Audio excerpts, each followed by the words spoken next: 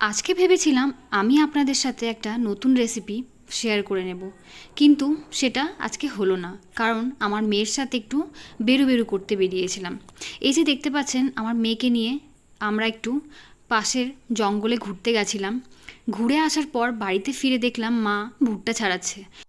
আজকে আমরা ভুট্টা পুড়িয়ে খাবো, আর এরকম ভুট্টা পুড়িয়ে খেতে কিন্তু আমার দারুণ লাগে। আপনাদের কার কার এরকম ভুট্টা পুড়িয়ে খেতে ভালো লাগে আমাকে কিন্তু কমেন্ট করে জানাবেন। আর আমার এই ছোট্ট ভিডিওটা আপনাদের যদি ভালো লাগে তাহলে অবশ্যই কিন্তু একটা লাইক করতে এবং শেয়ার করতেও কিন্তু ভুলবেন না।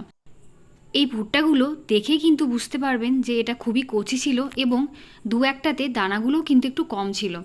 তো এই যে দেখুন, সমস্ত ভুট্টাগুলো কিন্তু আমি বেশ হালকা করে পুড়িয়ে নিচ্ছি। এরকমভাবেই কিন্তু খেতে ভালো লাগে। আর এখন আমি এটাকে হাতে ধরেছি, গরম গরম ভুট্টা কিন্তু আলাদাই স্বাদ। আর এই যে দেখুন, পাশের বাড়ির এক আন্টি আমাদেরকে পেয়ারা দিয়ে গেছে।